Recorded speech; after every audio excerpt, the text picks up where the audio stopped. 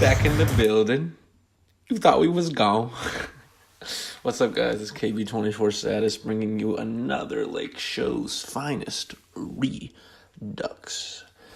The Los Angeles Lakers got soundly defeated by the Wolves in pretty much the whole entire fourth quarter. They collapsed. But I was in attendance at that game, and unfortunately, in the last quote-unquote podcast / YouTube video, I tried to channel your guys' energy to it. Maybe that was the wrong approach because clearly it didn't work. I left about 5 minutes early because I just couldn't take this fourth quarter intensity. There's no intensity. They don't ramp up their defense. They don't do anything. They just broke down, and we got beat by DIENG of all people and some random dude I never heard of, and then Jared Bayless and fucking, what was that? Josh Okogie. But they had this G League guy, I forgot his name, that like went in on us. And it was my whole entire section. I was in the Premier 16, and my whole section was like, who is that? Nobody knew. And usually I know most of the players, but I guess when they're on a two-way contract, that's probably where I draw the line on if I know them or not. But yeah, this was the first game I went to where Zubac started. I thought Tyson was going to start, and I believe I'm going to post a video before this with the intro. Like they really revamped the intro of the Lakers. Where like this, the banners fall down and they're introducing the players. When I went to a previous game, it wasn't nearly as like hyped up, and it was very low key, I guess. I don't know. But yeah, the guy that beat us, Jared Terrell, I believe that's who it was. Yeah, I never heard of him, and he went in, and then at halftime they gave up that bucket to Bayless, and I didn't even know Bayless was on the team. I guess Bayless was a throw-in on the Dario Saric Robert Covington trade. I mean, we just got beat up by scrubs. And the worst thing, this is the worst thing in the game, was everybody on the Timberwolves is a bunch of actors. I have this phrase where I say NBA stands for nothing but actors. And, tonight that was especially true for one team. And Karl Anthony Towns, just couldn't stop freaking acting and flopping and everything. But yeah, I was at the game. My one of my good friends was there. I spent the whole entire first quarter trying to pretty much find him, and he was going to be a guest on this podcast, I think. And well, it didn't work out.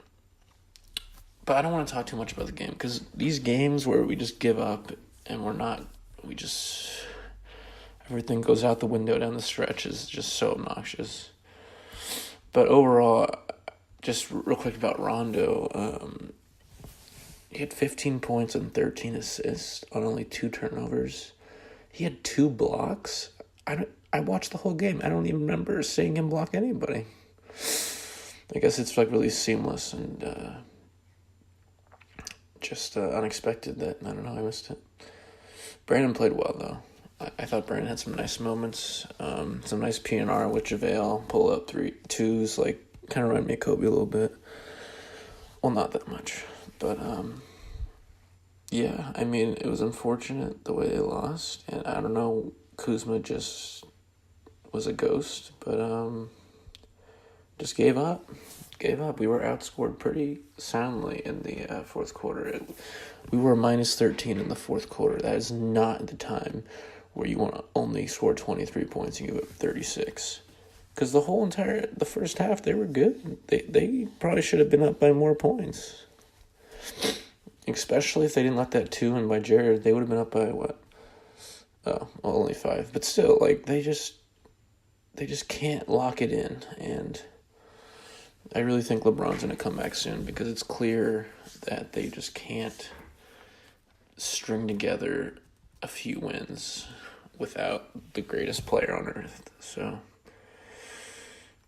we'll see what happens. I'm really looking forward to LeBron's return. I hope he comes back at least for the All-Star game, but I think that won't be a problem. But so let's go dive. I'm going to do a story time today, and I didn't do it. Did I do one last time? Yeah, I did. It was about Luke. But the time before that I didn't, because I had a previous engagement. But, so my story time is a story time about when I was a coach at this camp. It was like a Crossroads runners camp. And, oh, no, excuse me. The camp was at Crossroads. It was called Baron Davis, I don't know, All-Stars, Baron Davis, Youth of America something. It was some weird thing. And Baron Davis went to Crossroads, so, like, that's why it was there. And it was really cool because, like, he obviously has NBA friends. So a few players came, and DeMar DeRozan came. Well, I guess this isn't really Lakers story time.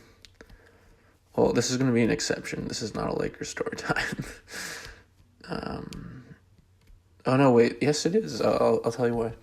Okay, so DeMar DeRozan was there, and this is like his second year. This is like after the dunk contest when he lost. I think he might have won. I don't know. And he's just chilling and throwing it up, and I didn't think it was a big deal. I thought he was, like, kind of trash. And then, obviously now he's, like, a legitimate all-star, so. And then also this guy named Pooh Jeter showed up. This, like, 5'9" dude who, like, was on the Kings at the time, and, like, he gave it a whole inspirational speech about, yeah, I'm short, but I made it to the NBA, and it's like, well, with all due respect, you're on the Kings. This is a short-lived one-year thing for him. But the reason why it relates to the Lakers is because Jordan Farmar showed up. And this was... What year was this? I'm not sure. But I think this was the first championship in 2009 when he showed up. But I was really excited to see him. And fun fact, I'm sure people know, but Jordan Farmar is Jewish. So he was one of the few representatives. I don't know why that's relevant. I guess it's because I'm half Jewish, but whatever. That's irrelevant. But I just thought it was funny, seeing this dude that's on the Lakers, and he's, like, not that good, but he's kind of a backup. But it was just kind of cool seeing a mixture of these players. And I went up to Jordan and I asked him like what it was like, what's it like playing with Kobe? And he's like, well, he gets in your ass, man. He's like, it's not really about the scoring it's not really about like missing shots or turnovers, or it's just about effort. And if you don't try your hardest, he'll get on your ass. So that's like been a consistent thing I've heard from players that have played along Kobe or against Kobe and all that. But our next game is against the Suns. So if we lose that, I might have an aneurysm. Like, I'm going to be so furious. Because tonight I was furious. But it's like, it's not like the Wolves are a scrub team. Like, they're like mediocre, but not like, like the tanking Phoenix Suns. So we should win this one. It's a Laker home game. The Lakers have been the most, like Jekyll and Hyde team I've seen so far this season. It's very weird. I don't understand how you can go into Oklahoma City and go into Houston and almost get both games. Pretty much, you're up by 7 with 50 seconds left against the Houston. So they essentially got both games. The point is, I don't understand how this happens when you just can't do your goddamn job. It's just really unfortunate. Maybe Rondo shook up things by coming back. I don't know. But I'm expecting a W. If there's no W, it's not panic time. But that's our 50th game on Sunday. That means there's 32 games left. And when the All-Star game comes back, there's like 22 to 25 games left. Like, that shit's like, this is like clamp down, get ready, and all or nothing. Because the Lakers, this is the thing, if I was the Lakers, I would try to line myself up with the Warriors. Because they know the Lakers aren't going to go anywhere. I would just do it to just try to somehow pull an upset. Maybe I'd be saying something else if they got AD, but because nobody's going to play the Lakers. I think that'd be so cool to see a first round LeBron Warriors series. That'd be hilarious. But yeah.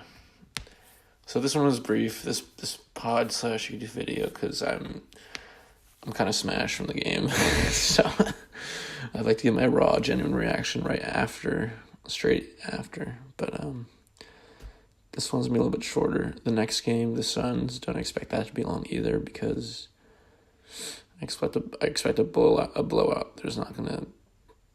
there's blowouts, there's not much to analyze, really. It's just trash time all over. But yeah, this has been Lakeshow's finest Redux. Don't watch the Pro Bowl this weekend, because it's a waste of time. And I'll be seeing y'all on Sunday night.